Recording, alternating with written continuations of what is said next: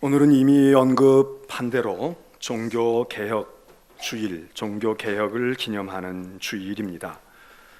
사실 작년에가 종교개혁 500주년이 되는 해여서 한국 교회들뿐만 아니라 세계적으로 500주년을 기억하고 넘어간 해이고, 그리고 많은 개혁의 의미를 살피고 또 강조하고 그리고 1년을 지내서 오늘 501주년째를 맞게 됐습니다.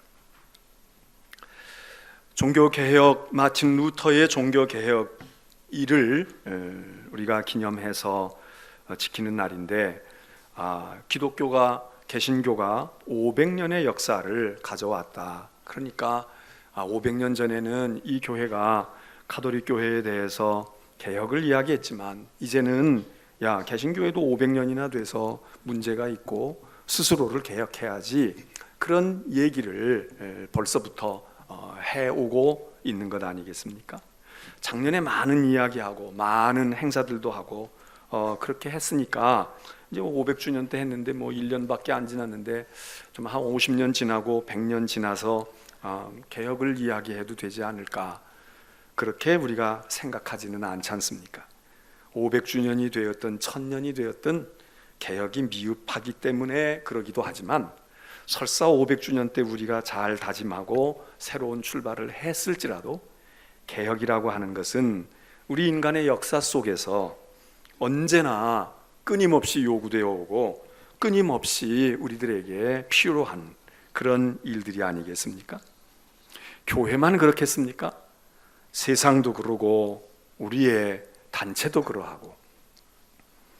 그래서 그런 목소리가 끊이지 않는 것은 어쩌면은 인간의 삶의 모습에 있어서 그냥 본질 가운데, 본질적인 요소 가운데 하나가 아닌가, 우리가 그렇게 생각을 합니다. 오늘 성경에도 개혁의 역사를 보여주는 말씀을 대했습니다. 여기 있는 성경의 본문은 때가 이스라엘이 남과 북으로 나뉘어서 두 왕국이 존속하고 있다가 북쪽 이스라엘은 이미 망했습니다. 나라가 없어져 버렸습니다. 그리고 남쪽만 덩그머니 남아있는 상황인데, 이 남쪽 유다도 역사적으로 우리가 이미 다 결말을 알지만, 이 때에는, 이 지금 개혁이 일어난 때에는 이미 기울 때로 기운 때였습니다. 이젠 대세가 다 기울어 버린 때입니다. 그러나 이 요시야라고 하는 왕이 오늘 등장하는데, 이 요시야가 그 침몰해가는 유다 왕국을 그래도 다시 좀 복원해 볼까? 또 그리고 이 침몰해가는 속도를 조금 완화시키면서 좀 그래도 견디어 보자, 그렇게 역할을 했던 왕으로 우리는 기억을 하고 있습니다. 성경은 이 요시야 왕이 결코 좋은 환경 속에서 나라가 왕성한 때도 아니고 그 자신도 그렇게 좋은 여건에서 왕으로 즉위한 것이 아님을 우리가 열왕기하를 읽으면서 알고 있습니다.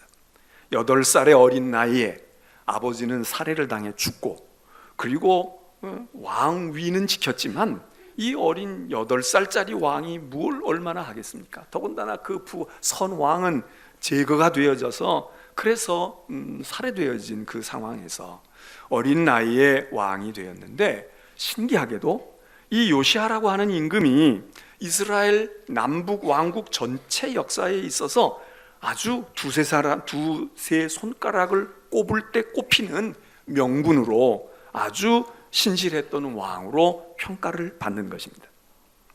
오늘 성경에도 이 요시야를 한마디로 이야기하기를, 자기들의 앞에 조상들이 많이 있는데 그 조상 왕들, 선 왕들 가운데서 많은 왕들이 있는데 그 왕들이 다 한결같이 악한 왕이었다, 잘못된 길을 따라갔다. 그런데 이 요시야가 어떻게 된 연유인지, 그 어린 나이에 왕이 된 요시야가 그 아버지도 악한 왕이었는데, 그 할아버지도 악한 왕이었는데, 그런데 요시야가 다윗의 길을 갔다.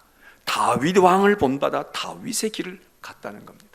이 다윗의 길을 갔다고 평가가 되어지는 왕들도 많지 아니하고, 그 중에도 이 요시야는 그 중에도 그렇게 평가되어지는 두세 사람이 있는데, 그 두세 사람 가운데도 이 요시야는 아주 첫째, 둘째 손가락을 꼽는 그런 왕이었다는 것입니다.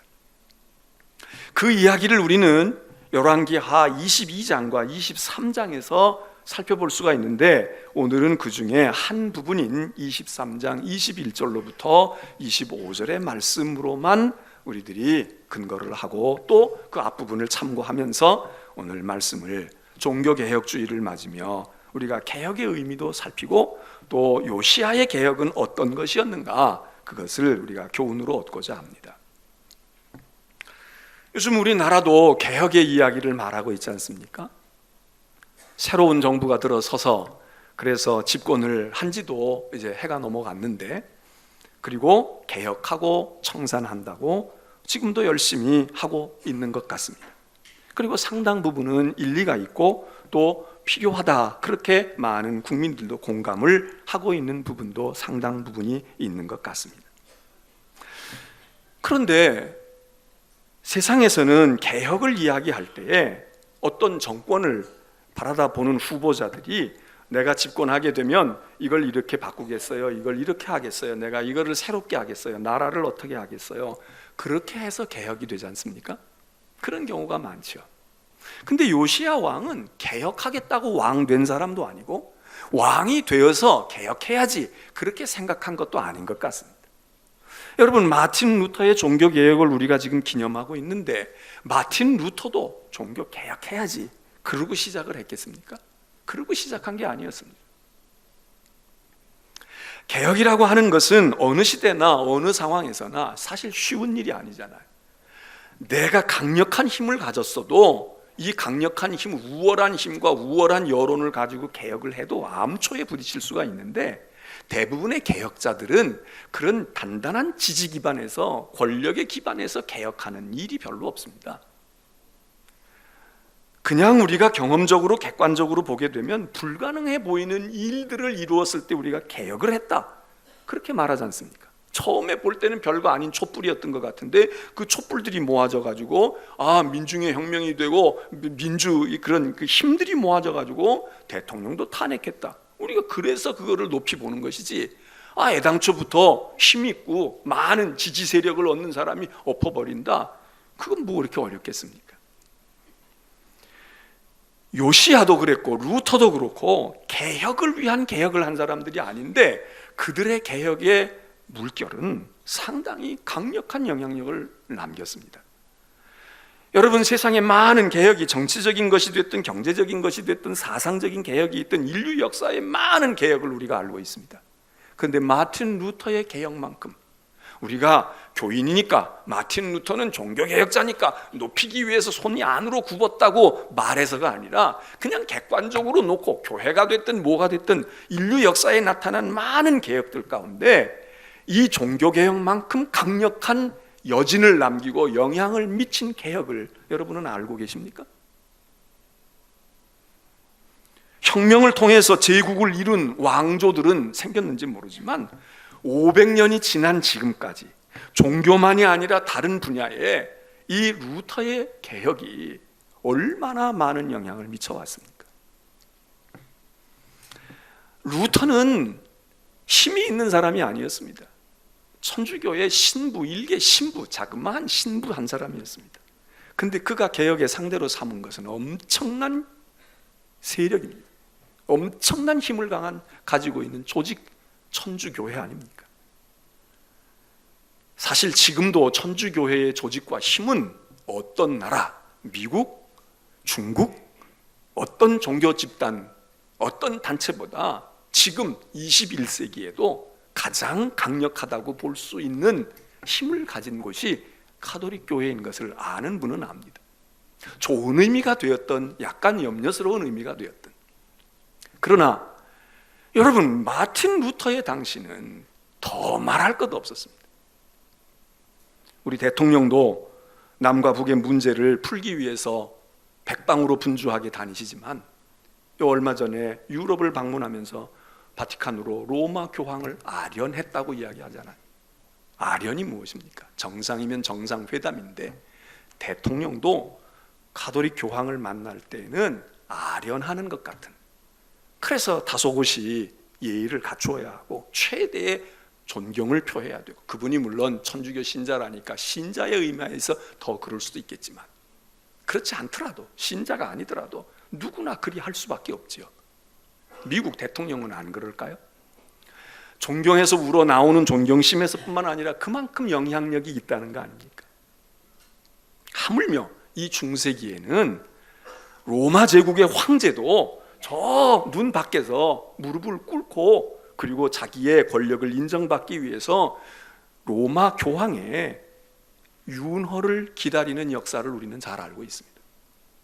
그만큼 강력할 때에 일개 신부, 제후도 아니고 봉건 제후도 아니고 철학 사상가도 아닌 바로 교황의 밑에 그 조직의 하부 조직에 있는 일개 신부가 무슨 개혁을 하겠습니까?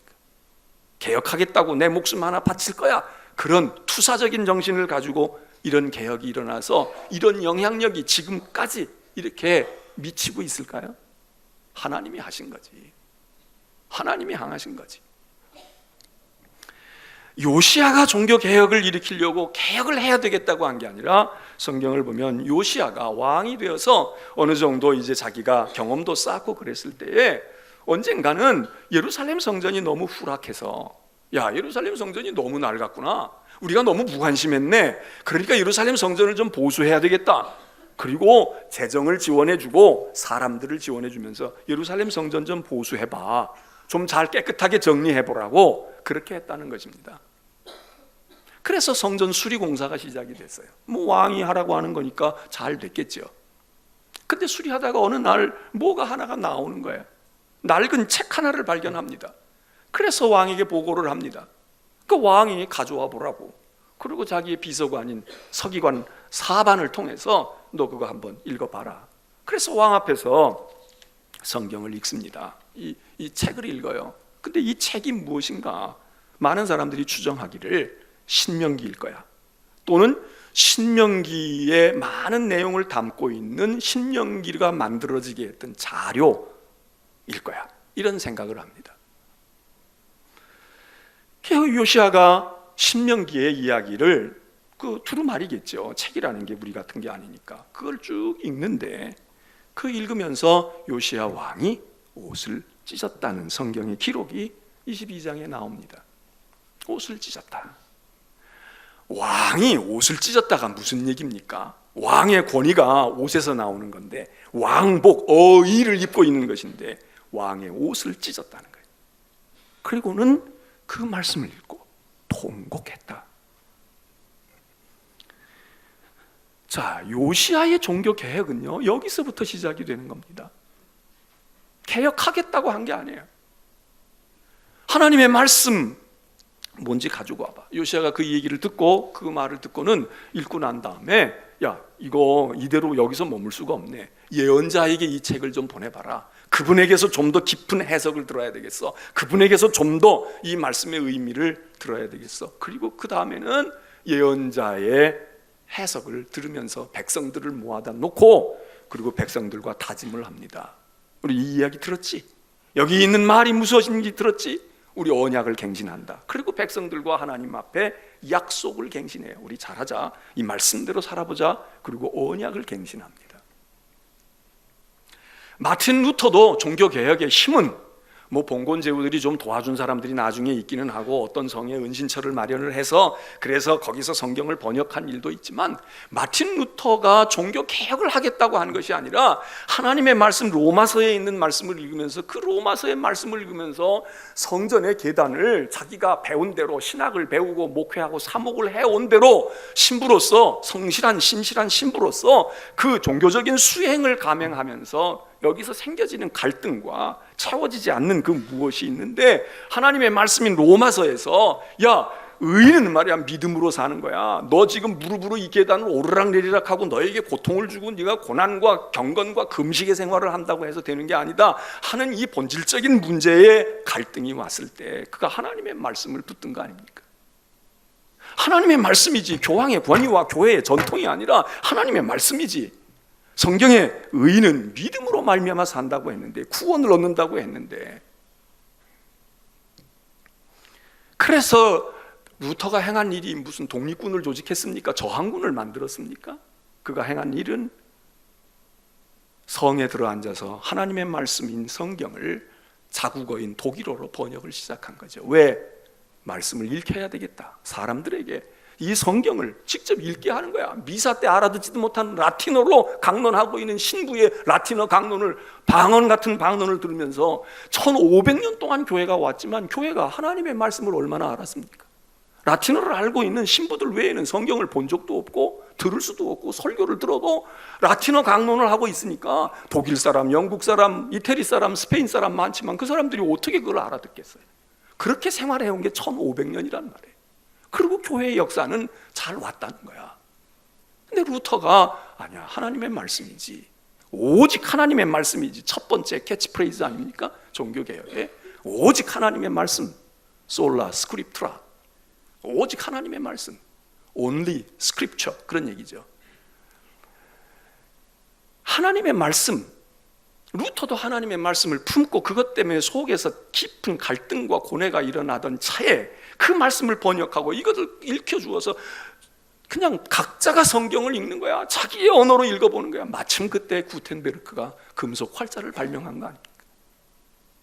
마침 그때 금속 활자가 발명이 됐어. 그전에는 나무로 그냥 몇 장 못 찍었는데 이제 쇳덩어리로 활자를 만들어서 많은 책을 동시에 찍어내게 하는 이 놀라운 일들이, 우리는 고백하기를 하나님이 준비해 주셨구나. 하나님이 준비해 주셨구나. 그래서 루터가 번역한 그 번역 독일어 성경을 구텐베르크의 금속 활자를 가지고 찌라시 찍듯이 막 찍어낸 거지. 그리고 막 나눠준 거야.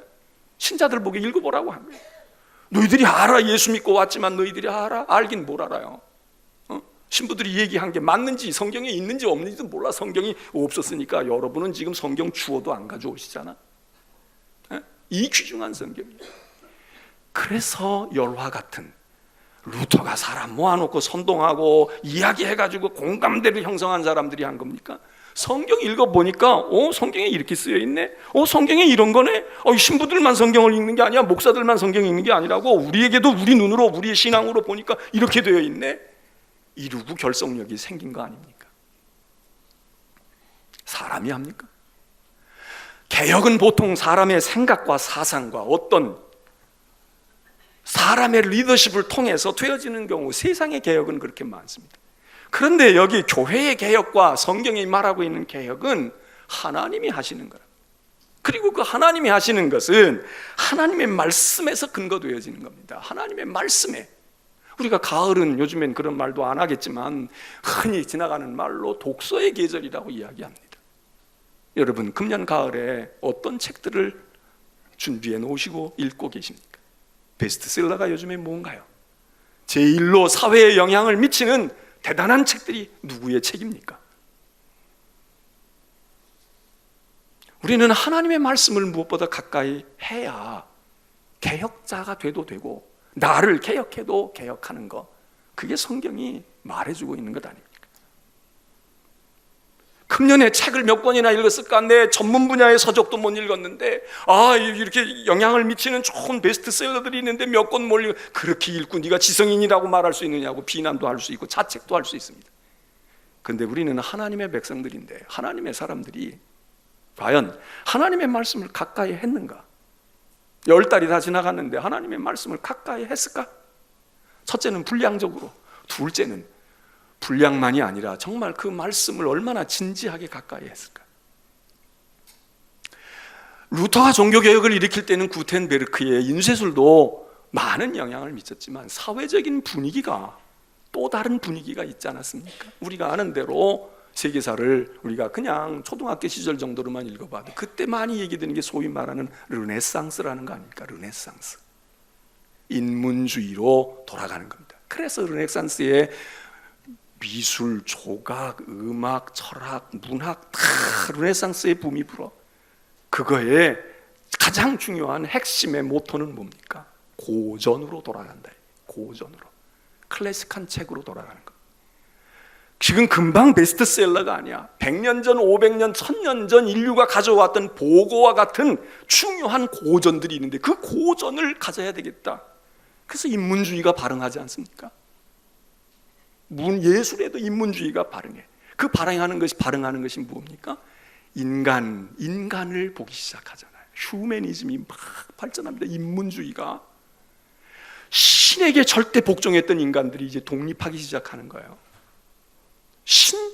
아니야. 우리는 우리야. 이게 대단한 발견입니다. 대단한 도전입니다. 그런데 종교개혁이 그러면 종교개혁도 신 아니고 거부합니까? 종교개혁은 똑같이 우리도 고전으로 가자 이거예요. 우리의 텍스트로 가자. 우리의 텍스트가 뭐예요? 성경입니다. 성경으로 가는 거야. 세상은 인문주의로 가요. 철학으로 가고 인간의 휴머니즘으로 가고, 야, 인간을 극대화하고 신의 노예에서 있었던 인간을 독립시키고 인간을 해방시키는 방향으로 가면서 이성이 발달하고 난리 버거지가 납니다. 그런데 교회는, 마틴 루터는 반대로 가면서 같은 흐름을 반대로 가요. 우리의 고전이 무엇일까? 우리의 고전은 성경 아닙니까?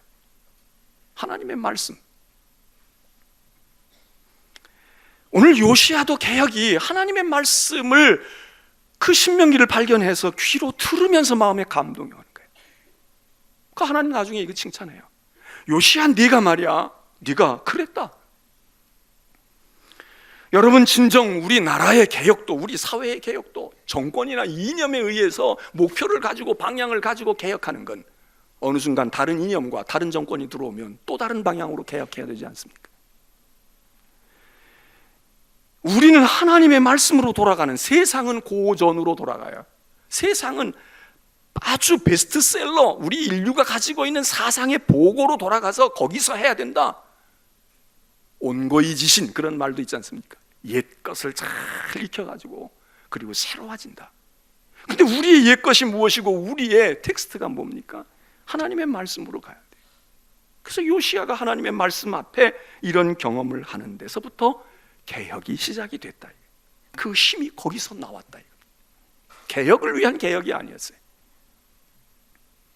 우리는 개혁이 보통 사람의 사상과 철학과 이념과 그가 가지고 있던 신념과 그가 가지고 추구하고 있는 어떤 이상세계, 그거를 뒷받침하면서 그거를 하기 위한 개혁으로 갈 때가 너무나 많으니까, 그러니까 복잡해져요. 둘째로 요시야의 개혁은 이런 개혁을 했지만 그 개혁의 본질은 회개입니다. 옷을 찢었다, 통곡했다. 근데 나중에 그 신명기서를 읽어보니까 거기 요시야, 너 이놈아, 왕이 너 이렇게 통치를 해? 너 잘못된 놈이다, 이런 얘기가 아니에요. 그건 옛날 얘기야. 옛날 요시야의 선조들이 요시야보다 먼저 있던 사람들 때 하나님의 말씀을 안 듣고 안 지켰다는 거예요. 요시야가 얼마나 청산하기 좋아요. 나하고는 관계가 없어. 내가 저질러 놓은 일, 너 1년 전에 2년 전에 왕이 돼가지고 너 이렇게 했어, 이거 청산, 이거 골치 아파집니다. 그러나 전 정권이 하거나 전 왕조가 했던 일들은 청산하기가 좋아요. 왜? 나하고 관계없어. 오히려 내가 돋보일 수 있고 그거는 나는 멀리 서서 할 수 있는 일이야. 그런데 문제는 요시야는 그 문제를 자기의 문제로 받아들였다. 아니, 우리는 내 것도 꼬리 자르기를 하기에 바쁜데, 내 것도 나는 여기 아니야, 내 부하까지지, 아니야, 그거는 내 일이 아니야, 전 정권에서 남겨놓은 거지, 이렇게 하기가 쉬운데, 아니, 요시야는 가만히 있어도 될 일을 왜 그 선왕들이 하고 선다 시대에 되어졌던 일들을 그걸 받으면서 통곡하고 옷을 찢겠는가? 얼마나 회개가 철저한 회개입니까? 개혁은 나부터 아닙니까? 대개 개혁을 이야기하는데, 요즘에 우리도 뭐 그러지만 국회의원으로 있을 때에는 청문회 세게 한 사람들이 자기가 장관이 되거나 총리가 되어지면 그 자리에 앉으면 털릴 게 많아서 말 못하고 뭐 그때는 그랬고 어쩌고 이야기하는 구차스러운 변명도 많이 듣지 않습니까? 지금 청문회장에서 신나게 떠드는 사람들 언젠가 국회의원에서 또 장관이나 총리 할 사람 없을까요? 그러면 지금 그렇게 한 사람들이 그때 가서는 봐, 나는 그때 청문회장에서 내가 그렇게 얘기한 대로 털어봐 한번, 나는 이래, 그럴 사람 몇이나 있을까요? 대개 개혁은 자기 자신을 말하기보다, 자기 자신을 보기보다 남을 비판합니다. 내 가정보다 남의 가정이 이 사회를 어렵게 한다는 거예요. 내가 있는 교회보다는 다른 교회가 이 세상을 어지럽게 한다는 겁니다. 그래서 남 얘기하는 거야. 대개 개혁은 남이야. 그런데 사실은 자기 자신에게 더 문제가 있을 수도 있고 유사한 게 있을 수도 있고 비슷한 게 있을 수도 있잖아요. 그때 세상이 이야기하죠. 내로남불하지 마. 너나 잘해. 당신이나 잘하세요. 우리가 개혁자들이 필요하긴 합니다. 사회에도 역사에도 교회에도. 그런데 그 개혁하는 사람들 가운데는 자기를 몰라. 자기 문제가 더 복잡해. 지금 자기 가정 세우기에 바빠. 근데 남 가정 보고 뭐 아들이 어쩌느니, 그거 시어머니가 어쩌느니. 아니, 자기는 자기 며느리가 지금 자기에 대해서 뭐라고 얘기하는지 알고 있냔 말이야, 우리가. 이러니 저러니 남의 일에, 세상의 일에 이거 이렇게 바꿔야 돼, 참 세상이 걱정돼, 그러고 있지만 사실은 딴 사람들이 나를 걱정해 주는 걸 그 사람들이 알까? 성경은 오늘 이 요시아의 태도를, 하나님은 뭐라고 말씀하냐면 겸손했다는 거예요. 내가 겸손했다. 너 겸손하구나. 하나님은 벌써 이미 심판의 계획이 다 짜져 있어요. 이 이스라엘을, 이 유다를 하나님이 심판하려고 다 계획을, 말하자면 선고문을, 재판장이 선고문을 다 써놨어. 재판 선고문을, 유다 왕국의 선고문을 다 써놨다고. 그런데 요시아의 이 통곡하고 옷을 찢으며 회개하는 모습을 보고 하나님께서 너 겸손했다. 너 겸손해서 내가 이 선고, 유다의 왕국에 대한 심판장, 선고장 다 써놨어. 운명이 다 결정됐는데 내가 이걸 유예시키겠다는 거예요. 사형은 집행해. 사형이야. 그런데 끝났어. 이 나라는 끝났어. 그런데 너 왕 시절에는 이거를 집행 유예하겠다. 그리고 연기를 시켜요. 연기를 시켜. 그 약속을 하나님이 하시는 거야. 이미 다 결정되고 유다의 역사의 운명은 하나님의 심판으로 끝나도록 딱 선고장이 만들어졌는데, 선고문을 오늘 읽으면 그냥 오늘 집행이야. 그런데 하나님께서 요시야, 내 당대에는, 너 눈 뜨고 있을 동안에는 그 꼴 보지 않게 해줄게. 왜? 너 겸손했어. 너 겸손했어. 여러분, 깊이 뉘우치고 그리고 겸손하게 하나님께 무릎 꿇고 옷을 찢으며 내 앞에서 네가 통곡했다. 내가 그거 높이 봤다. 그러므로 내가 네 기도를 들어준다. 이렇게 성경이 쓰고 있어요. 여러분, 우리는 개혁이 대개는 내 신념과 내 취향과 내 뜻이에요. 어떤 사람의 또 이상적인 이념을, 야, 그게 맞는 거 아니야? 그렇게 돼야 되는 거야. 이겁니다. 근데 성경이 이야기하는 계획은 내 취향도 아니고 저 사람의 계획도 아니고 이 사람의 신념도 아닙니다. 하나님의 계획이고 하나님의 뜻이고 하나님이 원하시는 바를 이루는 거예요. 그래서 요시야는 말하기를 하나님의 말씀, 그 말씀을 이루려고 애썼다는 거야. 옷을 찢는 것도, 백성들에게 언약하자고 이야기하는 것도, 그렇게 할 때 그가 행한 건 뭐냐? 뭐 업적 남겨가지고 대단한 나라 강성대국을 이루었다, 이런 얘기 들려고 하니 하나님의 말씀을 이루려고. 그래서 오늘 성경에 읽은 말씀에 뭐라고 얘기합니까? 요시야가 마음을 다하고 생명을 다하고 힘을 다하여 모세의 율법을 지키려고 했었다. 하나님의 말씀을 이루려고 애쓴 거예요. 자기 계획을 이루려고 한 게 아니야. 누구의 의견을 이루려고 한 게 아니에요. 하나님의 일을 이루려고 힘을 다하고 생명을 다하고 목숨을 다하는 이런 일을 보고 하나님께서 그를 인정하신 겁니다. 이후에 요시야는 종교개혁을 구체적으로 집행하기 시작을 합니다. 두 가지인데, 하나는 청산입니다. 우상의 요소, 이방신들이, 많은 나라의 이방신들이 들어왔어요. 이 이방적인 요소들을, 이 문화와 풍습과 심지어는 예루살렘 성전 종교까지 해도 들어와 있는 거예요. 우리가 세상에만 우상이 있다고 생각하세요. 우리 교회 안에도 우상이 있어요.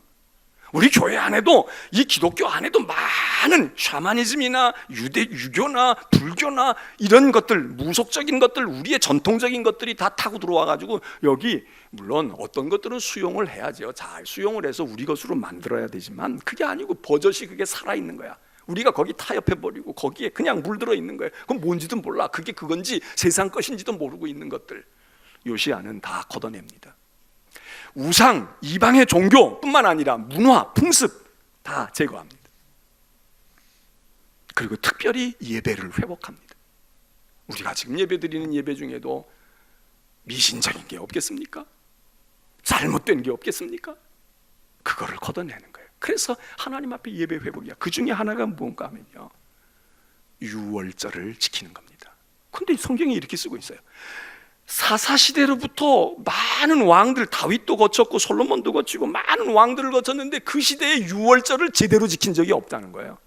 그리고 비로소 지금 요시아에게 와서 요시아가 신명기를 읽다가 야 이거 유월절 지켜야 되는데 유월절, 여러분 근데 생각해 보세요. 유월절이 뭐예요? 유월절은 이스라엘의 절기, 이스라엘의 백성됨 가운데 가장 중요한 겁니다. 그런데 유월절을 안 지켰다는 게 말이 돼요? 아마 과장법을 썼다고 생각을 해도 이럴 수가 있냐고. 딴 거는 지지부진한 건 안 지킬 수 있어. 그런데 어떻게 가장 중요한 유월절이 뭐냐고. 애굽에서부터 이스라엘이, 히브리가 이스라엘로 태동되어지는 아주 결정적인 게 유월절 아닙니까? 우리는 야곱이 야복강에서 기도해가지고 이스라엘이라는 이름을 얻었다, 야곱에서 이스라엘을 얻었다 이렇게 이야기하지만 그건 개인적인 이스라엘의 사건입니다. 이스라엘이라는 민족의 공동체가 형성되어지는 정체성은 거기서 생기는 게 아니에요. 야복강에서 생긴 게 아니야. 애굽에서 히브리 노예들이 있다가 광야에 나오고 광야에 나와서 시내산에 가서 여호와, 모세를 통해서 여호와의 율법을 받으면서 하나님과 언약을 맺고 나는 너희 하나님이 되고 너희는 내 백성이 되고, 이때 비로소 시내산에서 이스라엘이, 우리가 알고 있는 이스라엘이 태동되는 거거든요. 그게 유월절로부터 시작돼서 온 건데 어떻게 유월절을 잊고 무슨 이스라엘이 있는 겁니까? 근데 성경은 이야기해요. 유월절 제대로 안 지켰다는 거야. 이 얘기는 우리가 생각하면, 우리로 말하면 예배, 하나님 앞에 제사 드리는 거, 예배의 회복이 안 되면 개혁이 안 되는 거지요. 예배의 회복이 안 되면, 예배가 예배다워야 되고 예배 본질로 가야 되는데 우리가 신앙생활하고 충성하고 뭐 사역하고 뭐하고 부지런히 돌아다니고 하는데 예배에 예배다움이 없어. 그러면 우리는 겉돌고 있는 겁니다. 그래서 요시아가 유월절을 회복합니다. 두 가지 말씀드렸어요. 개혁은 청산하고 없애버리고 제거하고 태우고 부수고 하는 겁니다. 또 하나는 회복해야 됩니다. 모자라는 거 보완하고 회복해야 돼. 근데 뭘 회복해야 되냐? 유월절을 회복해. 가장 중요한 유월절을 회복합니다. 근데 이 유월절을 지켜라 이런 이야기를 하면서 뭐라고 이야기하느냐? 성경에 보면은, 오늘 우리 가진 성경은 여호와 앞에 유월절을 지켰더라, 유월절을 지킨 일이 없었더니 요시야 왕 18년 되는 해에 유월절을, 여호와 앞에서 유월절을 지켰다 이렇게 되어 있는데, 다른 성경들이 번역하는 데는 여기다가 보충어를 좀 이해가 되는 수식어들을 하나씩 붙여주는데 뭐라고 말하냐면 감사의 유월절을 지켰다. 아니 유월절은 구원절이 아니에요? 하나님이 우리를 구원하셨다, 우리를 살리셨다, 이거 은혜의 유월절이고, 또 하나는 그 구속의 은혜에 감사하는 거지. 우리는 다음 주일날 감사주일입니다. 추수감사주일이에요. 지난번 부흥회 때 우리 김영대 목사님이 많은 주옥 같은 말씀을 하셨어요. 그리고 그때 헌금에 대한 이야기, 일천번제에 대한 이야기야. 어떤 분들이 그러더라고요. 우리 목사님은 헌금에 대한 설교를 안 하는데, 그래서 내가 생각을 해봤어요. 그래, 내가 안 하긴 안 하지만 나도 쏠쏠이 하는데, 내가 얘기할 때는 안 듣고 있다가 그러는구나. 1년에 저도 서너 차례는 하고, 새벽에도 성경 본문에 나오면 하고 그래. 새벽에 안 나오는 사람은 못 들으니까. 제가 얘기하는데 분명히 들으십시오. 안 했다고 하지 말고. 추수의 감사는 큰 감사입니다. 우리가 오늘도 범사에 감사하고 매주 감사헌금 하는 분들도 있어요. 생일을 맞으면 감사할 수도 있어요. 근데 이 추수감사는 아니야. 1년에 하나님 앞에 내 사업과 내 1년의 삶을 하나님께 감사하는 거야. 이렇게 얘기하면 여러분들이 헌금 많이 하라는 얘기로구나. 건축이 지금 어려운가 보지? 뭐 요즘엔 다 거기다가 생각하시는 것 같아.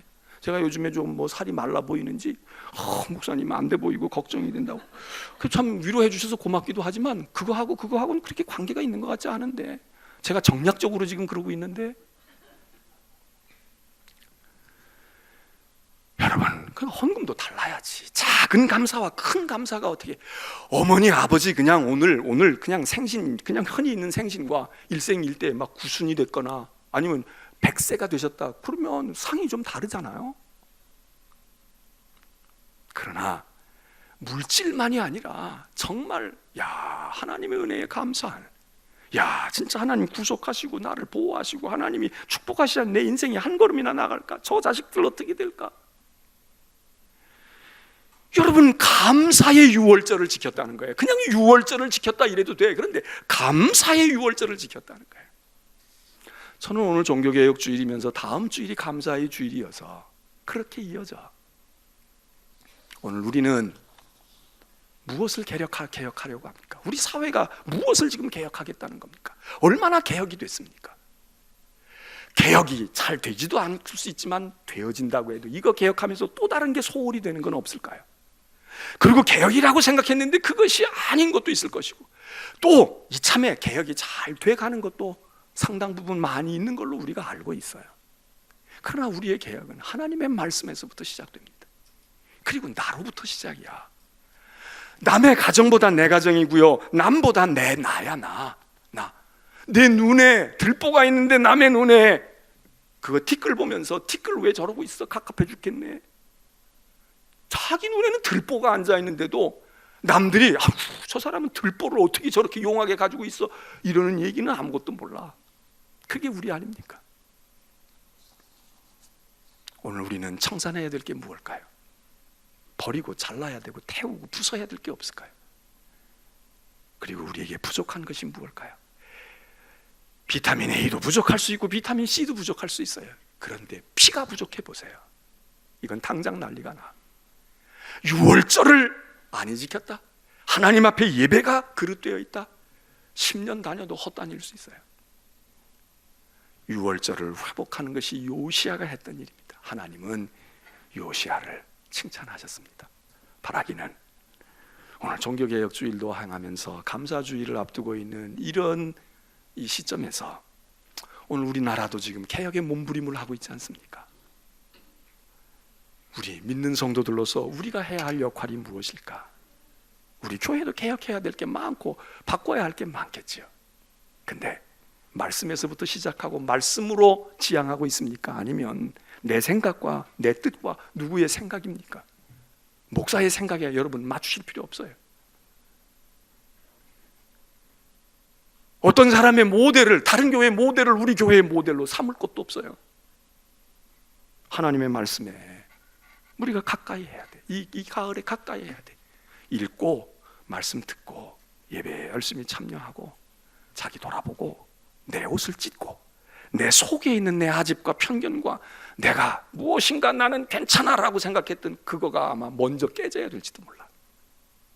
그럴 때 하나님께서 우리를 인정하시고 기울어져 가고 있는 나라도 약간 복원될 수 있는 그런 요인으로 삼지 않으실까. 최소한 우리에게는 하나님이 유예를 선고하셔요.